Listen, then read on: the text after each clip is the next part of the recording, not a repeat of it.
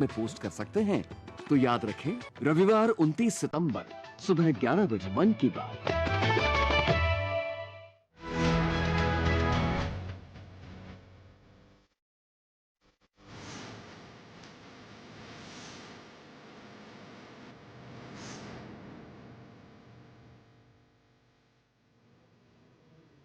नमस्कार, स्वागत है आप सभी का हमारे इस खास कार्यक्रम में। आपके साथ मैं हूं गौरव श्रीवास्तव। प्रधानमंत्री नरेंद्र मोदी के तीसरे कार्यकाल के 100 दिन पूरे हो चुके हैं। सरकार ने इन 100 दिनों में 15 लाख करोड़ से ज्यादा की परियोजनाओं को शुरू किया है। तमाम क्षेत्रों में विकसित भारत के संकल्प को सिद्धि तक पहुंचाने के लिए प्रधानमंत्री मोदी ने अग्रसर होकर कई अहम कदम उठाए हैं, जिसका सीधा फायदा आम जन के साथ साथ देश की बढ़ोतरी में नजर आ रहा है। आम जन के साथ साथ गरीब, किसान, महिला और युवाओं के साथ साथ देश के हर नागरिक को इसका लाभ मिले, इसलिए सरकार प्रतिबद्ध नजर आ रही है और गुड गवर्नेंस को सार्थक कर रही है। सरकार ने आम नागरिकों के लिए तमाम योजनाओं और परियोजनाओं के जरिए सीधा लाभ पहुंचाया है और लोगों के जीवन में बड़े बदलाव किए हैं। क्या है ये बड़े बदलाव? कैसे सरकार ने आम नागरिकों के जीवन को और सुगम बनाया? बीते 100 दिनों में सरकार ने मध्यम वर्ग के लिए क्या क्या किया, आज हम आपको बताएंगे। साथ ही दिखाएंगे कि बीते 100 दिनों में आधारभूत संरचनाओं के लिए क्या कुछ बड़े कदम उठाए गए हैं। साथ ही महत्वपूर्ण तथ्यों से भी रूबरू करवाएंगे। तो चलिए शुरुआत करते हैं अपने इस खास शो मोदी 3.0 के 100 दिन की।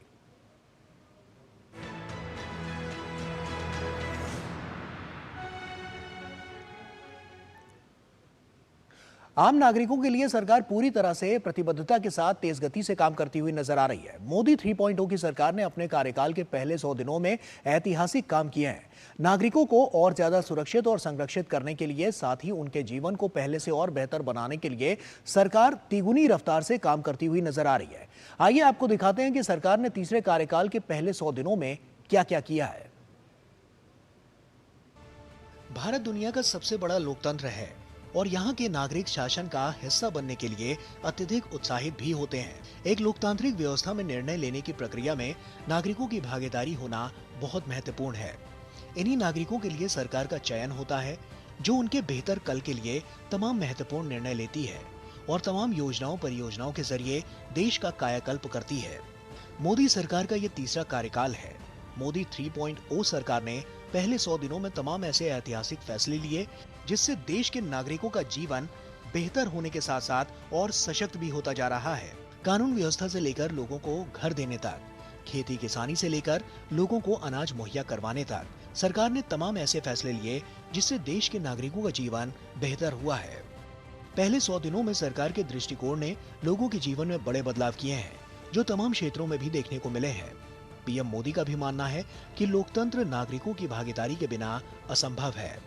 ऐसे में आइए नजर डालते हैं मोदी सरकार के तीसरे कार्यकाल के पहले 100 दिनों में नागरिकों के लिए किए गए महत्वपूर्ण कार्यों पर। आपराधिक कानूनों को बदलने के लिए 1 जुलाई 2024 से 3 नए कानून लागू हुए।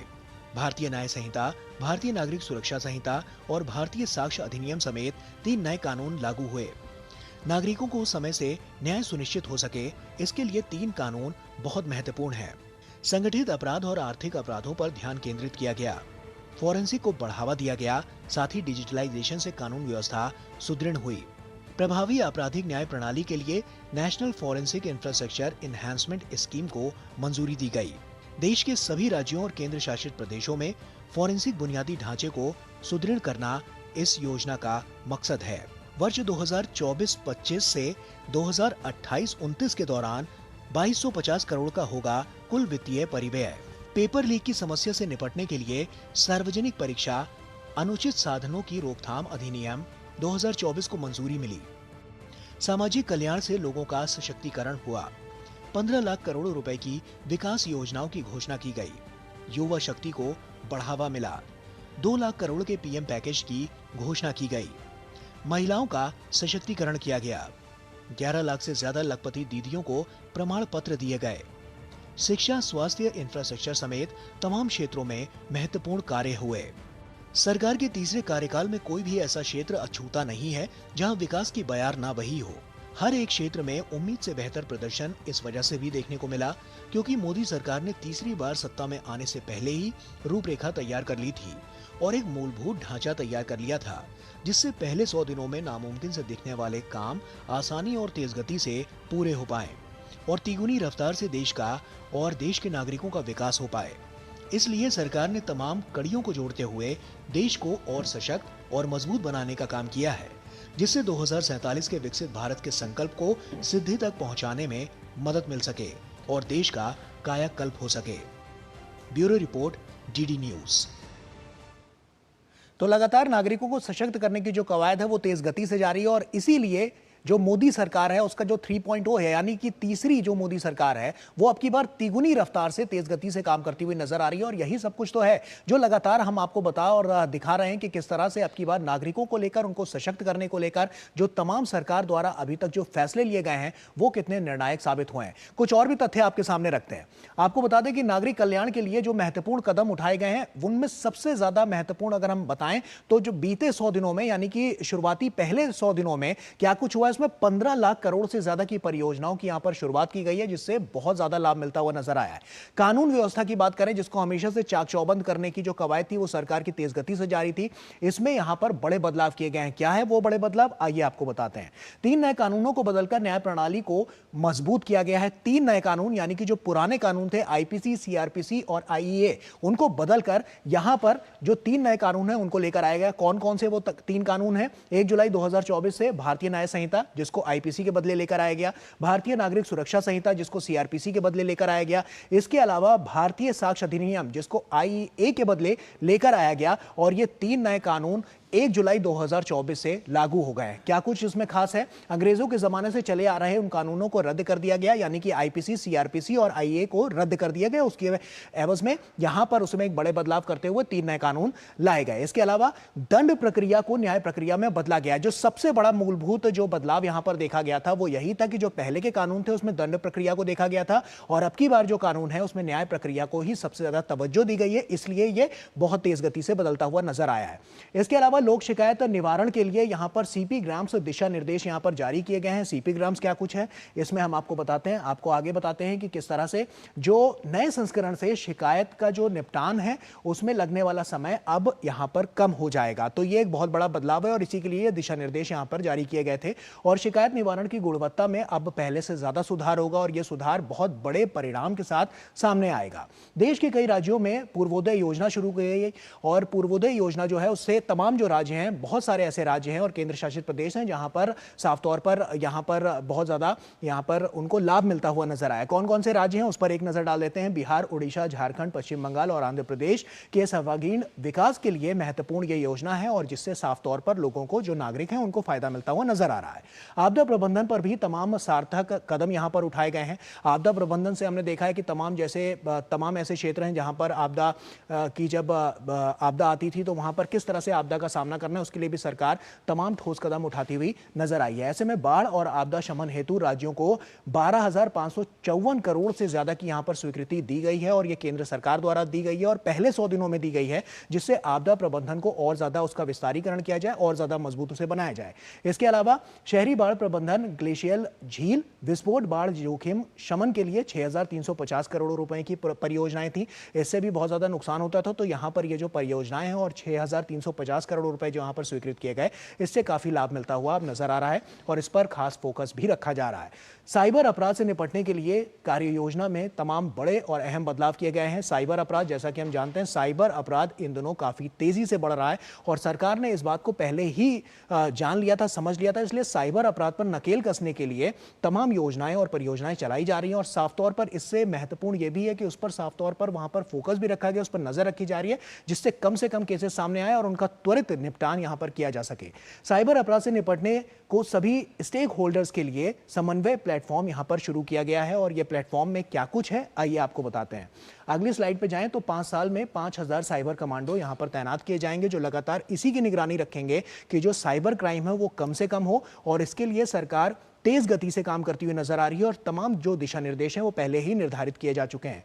इसके अलावा साइबर अपराध की सूचना देने के लिए साइबर दोस्त मोबाइल ऐप लॉन्च किया गया है। इस ऐप में भी तमाम ऐसी चीजें हैं कि जिससे जो लोग हैं, नागरिक हैं, वो जागरूक तो होंगे ही, साथ ही साथ अगर उनके साथ कोई ऐसी हानि होती है तो वहां पर वो अपनी रिपोर्ट भी दर्ज करा सकते हैं साइबर दोस्त के जरिए, जो मोबाइल ऐप लॉन्च किया गया है। बैंकों के साथ मिलकर साइबर धोखाधड़ी शमन केंद्र यानी कि CFMC की स्थापना की गई है। और ये जो धोखाधड़ी होती है उसमें बैंकों के साथ मिलकर आपसी वहां पर एक नीति बनाई गई है, एक रणनीति बनाई गई है कि किस तरह से जो फ्रॉड्स हैं वो कम से कम हो और इस तरह से जो लोगों को जो पहले दिक्कतें होती थी, जो परेशानियां आती थी, वो ना हो, उसके लिए तमाम यहां पर अलर्ट्स जारी किए गए हैं। इसके अलावा आपको बता दें, अगले पॉइंट की ओर आगे बढ़ें तो जो धोखाधड़ी के जो मामले हैं वो साफ तौर पर यहां पर नजर आए थे और हम आपको ये तमाम जो सिलसिलेवार तरीके से जो पॉइंट्स थे वो बता रहे थे कि अब की बार इस सरकार ने नागरिकों के हितों के लिए क्या कुछ किया है और तमाम ऐसे मापदंड यहां पर रखे गए हैं जो साफ तौर पर उनके कल्याण के लिए बहुत ही मजबूत कदम साबित हुए हैं। और यही तो है मजबूती जो पहले 100 दिनों में आई है।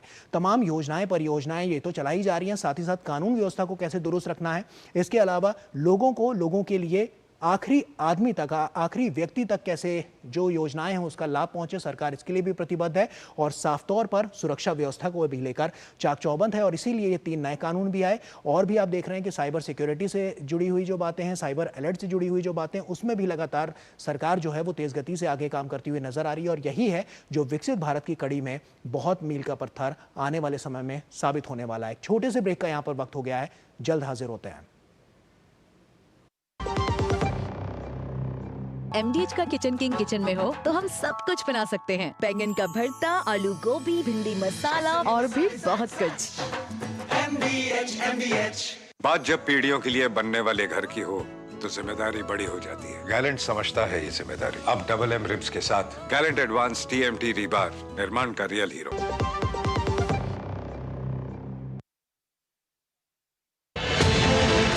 लोकतंत्र के महापर्व में क्या है जम्मू कश्मीर का मूड, क्या हैं लोगों के सवाल, क्या हैं नेताओं के दावों की हकीकत।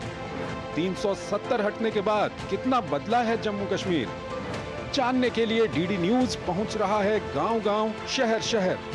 चुनाव की जमीनी हकीकत का सुपर शो क्या बोले जम्मू कश्मीर, मंगलवार, गुरुवार और शनिवार दोपहर 2:30 बजे सिर्फ DD न्यूज पर। ब्रेक के बाद एक बार फिर से आप सभी का स्वागत है। मोदी सरकार ने अपने तीसरे कार्यकाल के पहले 100 दिनों में आम नागरिकों के लिए कई कदम उठाए हैं और आम नागरिकों को इसका सीधा फायदा भी पहुंचा है और लोगों का आने वाले कल जो है वो और बेहतर हो पाया है। तो आइए अब आपको सुनवाते हैं कुछ लाभार्थियों की कहानी, उन्हीं की जुबानी, कि कैसे उनके जीवन में ये सौगातें उजाला लेकर आई हैं।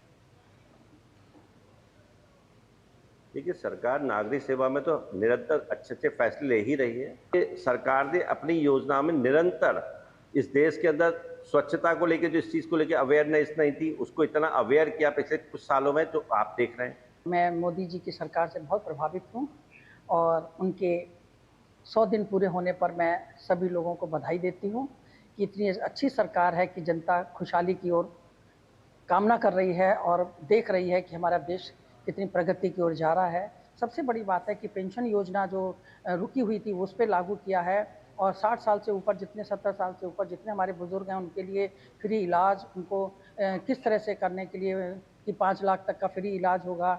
और जनता, गरीब जनता के लिए उन्होंने जो भी सुविधाएं दी हैं तो सारी जनता खुश है। अगर हम सरकार की बात करें तो हर क्षेत्र में, चाहे वो महिला सुरक्षा हो, चाहे वो सहकारिता का क्षेत्र हो, चाहे युवाओं के लिए हो, चाहे किसानों के लिए हो, हर क्षेत्र में मोदी सरकार ने बहुत ही अच्छा काम किया है। महिलाओं की सुरक्षा के लिए अनेक कदम उठाए गए हैं, महिलाओं को लखपति दीदी बनाने के लिए अनेक योजनाएं लाई गई हैं। सहकारिता के क्षेत्र में हमारी जो फाइनेंशियल लिटरेसी है और सभी को बैंकिंग से जोड़ने के लिए, चाहे वो फाइनेंशियल लिटरेसी हो या डिजिटल लिटरेसी हो, उन दोनों माध्यमों से मोदी सरकार ने एक बहुत ही अच्छा काम किया है। तो देखा आपने कि किस तरह से लोग अपनी कहानी अपनी ही जुबानी बता रहे हैं कि किस तरह से जो पहले 100 दिन रहे हैं मोदी 3.0 के, वो किस तरह से कारगर हुए हैं और जो नीतिगत फैसले लिए गए हैं उससे कैसे इनको लाभ मिलता हुआ नजर आ रहा है। आइए इसी पर हम चर्चा भी करेंगे। हमारे साथ बहुत ही खास मेहमान स्टूडियो में मौजूद हैं। हमारे साथ SN त्रिपाठी जी हैं जो कि महानिदेशक हैं IIPA के। सर, बहुत स्वागत है आपका। और साफ तौर पर जैसा कि हम मोदी 3.0 की बात कर रहे हैं, पहले 100 दिन बहुत महत्वपूर्ण, तमाम नीतिगत फैसले लिए गए और तमाम ऐसे फैसले हैं जिससे लोगों के जीवन में बहुत बड़ा बदलाव आया है। किस तरह से आप देखते हैं पहले 100 दिनों को और कैसे हम इसको देखें कि नागरिकों की जो सुरक्षा व्यवस्था है उसको भी दुरुस्त करने के लिए बहुत किफायती रहे?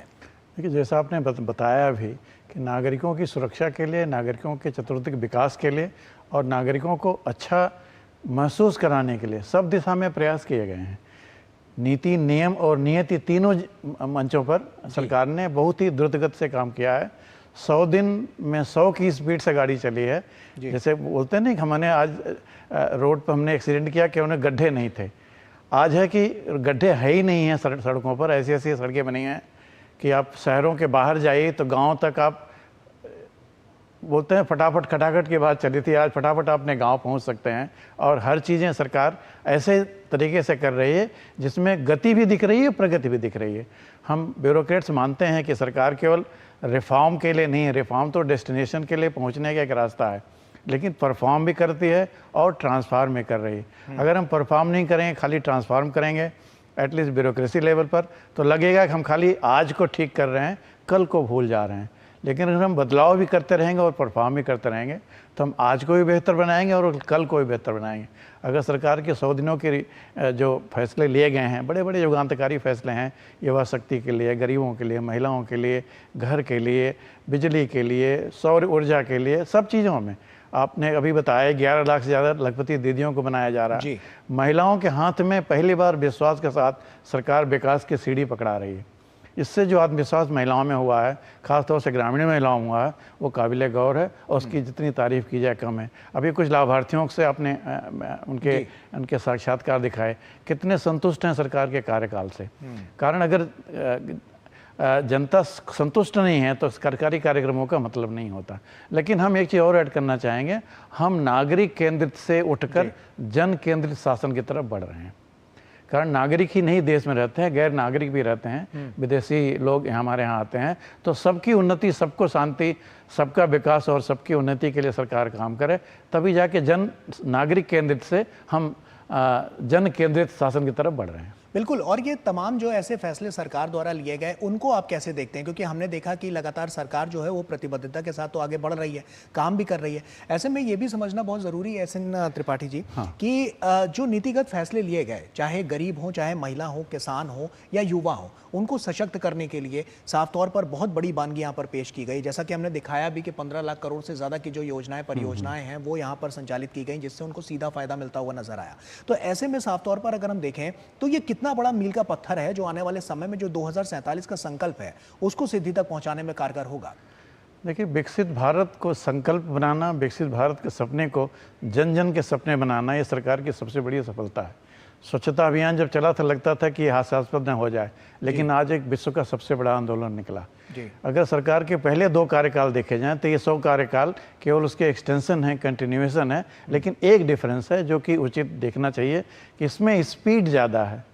कारण 100 दिन के लिए जो एजेंडा है वो ब्यूरोक्रेसी ने पहले ही बना रखा है। सरकार ने अपने उद्देश्य, अपनी नीति, नियम, उनके मैनिफेस्टो को हमने ध्यान से पढ़ा हुआ है। और जिस मंत्रालय में देखिए, हर मंत्रालय 100 दिन के फैसले के न केवल फैसला लेने के लिए बल्कि फैसलों को लागू करने के लिए वित्त पोषण, नियम, नीति, कानून, इवन कर्मचारियों को ट्रेनिंग देने के लिए, प्रशिक्षण देने के लिए कर्मयोगी प्लेटफॉर्म को भी बहुत तेज़ी से चलाया जा रहा है, ताकि खाली नीतियाँ ऐसा ना लगे कि नीतियाँ अखबार में बन रही हैं या पीआईबी के न्यूज़ लेटर बन रही हैं, बल्कि ऐसी नीतियाँ जिनका तुरंत लाभ भी दिख रहा है। आपने साइबर दोस्त की बात करी, साइबर दोस्त, साइबर अपराध में हम भी आईआईपी में लोगों को ट्रेनिंग करते हैं, जजेस की ट्रेनिंग करते हैं, पुलिस अफसर की ट्रेनिंग करते हैं, जो नया न्याय। जैसा कि एसएन त्रिपाठी जी, हमने देखा कि ये जो साइबर फ्रॉड है ये बीते काफी समय से बहुत ज्यादा बढ़ता हुआ नजर आ रहा है। तो इसको रोकने के लिए किस तरह के मापदंड यहाँ पर सरकार द्वारा चलाए जा रहे हैं? जैसा कि अभी आपने साइबर दोस्त का जिक्र किया, किस तरह से ये काम करेगा? क्योंकि लोग जो हैं वो कैसे जागरूक हों, ये अपने आप में बहुत अहम इसलिए भी हो जाता है क्योंकि फ्रॉड जो है वो लगातार कई बार हमने देखा है कि उसका वो शिकार बनते जाते हैं। तो किस तरह से उसकी रूपरेखा रखी गई है? देखिए, हम साइबर जो अपराध हैं इसमें 2 चीज़ें ज़रूरी हैं, डिजिटल लिटरेसी और फाइनेंशियल लिटरेसी। हाँ, फाइनेंशियल लिटरेसी में एक बहुत बड़ा महत्वपूर्ण कदम हुआ है। यूपीआई के तहत लगभग 52 करोड़ अकाउंट खोल के जनधन अकाउंट से ट्रांसफ़र करना। लोग 20 रुपये का सामान भी खरीदते हैं तो कंप्यूटर से या लैपटॉप से या फ़ोन से पेमेंट कर रहे हैं। आज 11 बिलियन ट्रांजैक्शन हो रहे हैं, जो कि विश्व के 40% डिजिटल ट्रांजैक्शन भारत में हो रहे हैं। तो जहां भारत के नागरिकों ने डिजिटल को अपनाया है, सहर्ष अपनाया है, बिना किसी लाभ लपेट के लगाया है, वहीं जो बैकग्राउंड जो है जिस चीज़ का, जिसका बैकएंड जिसको हम बोलते हैं, बैकएंड को भी साइबर सुरक्षित करने की जिम्मेदारी सरकार की भी है और जिन अनुष्ठानों से ट्रांजैक्शन हो रहे हैं उनकी भी है। कारण हमने बहुत ही सख्त DPDB जो प्राइवेसी के लिए एक्ट भी बनाया है वो भी लागू हुआ है। नए आपराधिक कानून हमने दंड व्यवस्था को लागू किया, आपने जैसा कि जिक्र किया था BNSS वगैरह की बात। तो आज डिजिटल फॉरेंसिक की बात चल रही है, डिजिटल दोस्त की बात चल रही है, डिजिटल लिटरेसी की बात चल रही है। और ये केवल बातें नहीं हैं, ये धरातल पर दिख रही हैं। कारण जैसे व्हाट्सएप के लिए किसी को ट्रेनिंग नहीं दी गई, UPI ट्रांजैक्शन के लिए किसी को ट्रेनिंग नहीं देगी, ये इतने सहज और सुलभ थे कि लोगों ने हाथों हाथ लिया। सरकार को कहना नहीं पड़ा कि आप अगर नारियल का पानी पी रहे हैं कहीं तो 10 रुपये कैसे देंगे या 70 रुपये उसके अकाउंट में कैसे जाएंगे।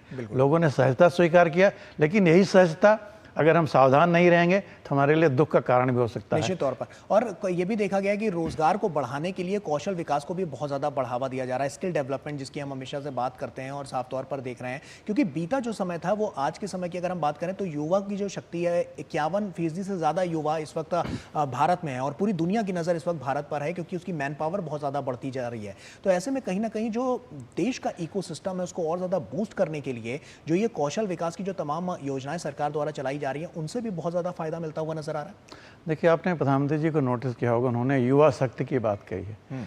युवा शक्ति ही किसी देश के विकास की मूल चाबी काठी होती है।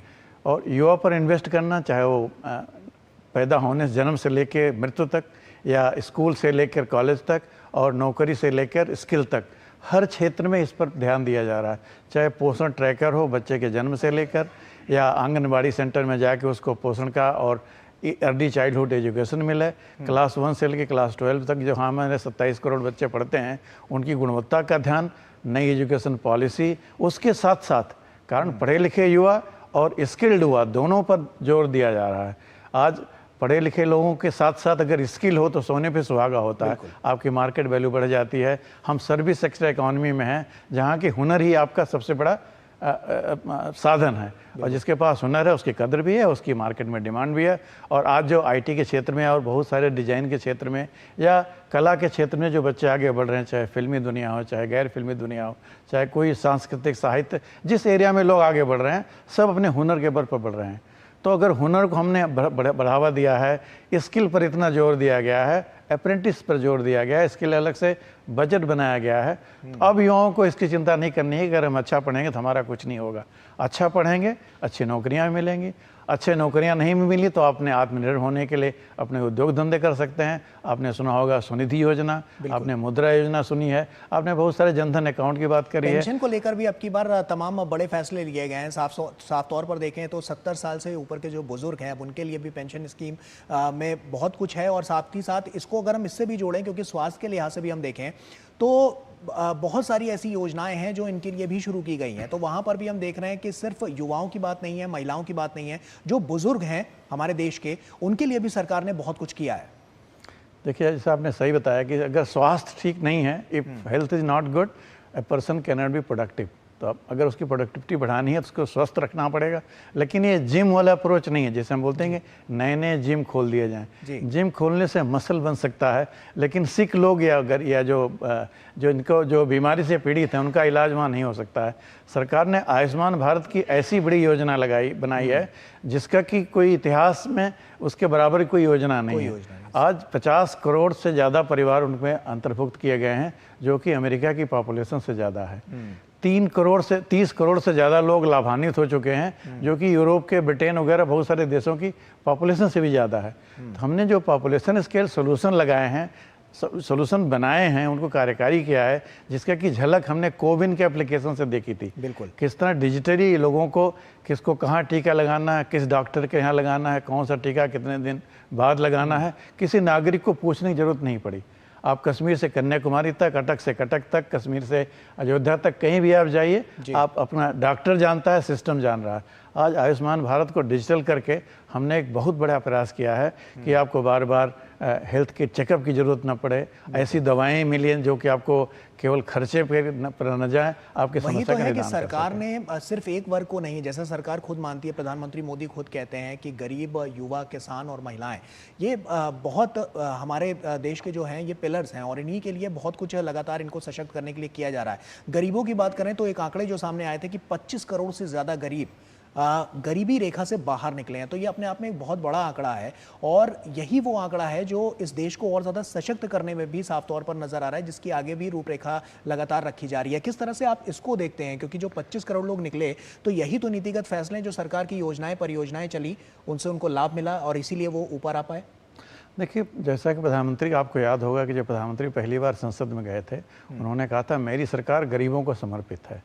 अगर गरीबों को समर्पित नीति, नियम और कानून बनेंगे तो उसका फ़ायदा गरीबों को मिलता है जी। जिसका आप जिक्र कर रहे थे, 25 करोड़ लोग मल्टी डायमेंशनल पॉवर्टी इंडेक्स में उन्होंने गरीबी की रेखा से छलांग लगाई है।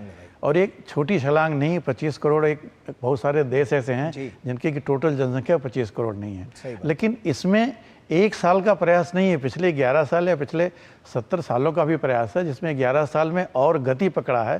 कारण हमने गरीबों को चिन्हित तो किया था, जैसे बोलते थे कि 100 रुपये में भारत से निकलता है लेकिन गरीबों तक 15 पे पहुंचता है, 85 इधर उधर हो जाता है। तो समस्याएं हम जानते थे, समाधान हम नहीं निकाल पा रहे थे। इस सरकार ने समस्याओं का निदान किया है, ऐसे ऐसे समाधान निकाले हैं जो डिजिटली इनेबल्ड हैं। और इसीलिए तो ये साफ तौर पर एस.एन. त्रिपाठी जी नजर भी आता है कि बीते 6 महीने से पहले ही लगातार जो सरकार है वो प्रतिबद्धता के साथ आगे बढ़ती हुई नजर आ रही थी और इसीलिए हम ये बात कह भी रहे हैं और दिखा भी रहे हैं अपने दर्शकों को कि किस तरह से इसके लिए पहले ही एक रूपरेखा तैयार कर ली थी, जिससे आने वाले समय में ये सब कुछ हुआ। तो हमारे इस शो का जो समय है, क्योंकि वो बहुत ही सीमित है, तो आपका बहुत बहुत शुक्रिया हमसे यहाँ बातचीत करने के लिए और दर्शकों तक तमाम यहाँ पर अपनी बात रखने के लिए, क्योंकि साफ तौर पर हमने देखा है कि मोदी सरकार 3.0 सरकार के 100 दिन तो हो चुके हैं, लेकिन ये 100 दिन सिर्फ शुरुआती हैं। आने वाले समय में जो तमाम योजनाएं परियोजनाएं उससे और ज़्यादा लाभ मिलता हुआ नज़र तो आएगा ही, और साथ ही साथ जो सशक्त होते हुए भारत की जो तस्वीर है वो और ज़्यादा साफ होती हुई नजर आएगी।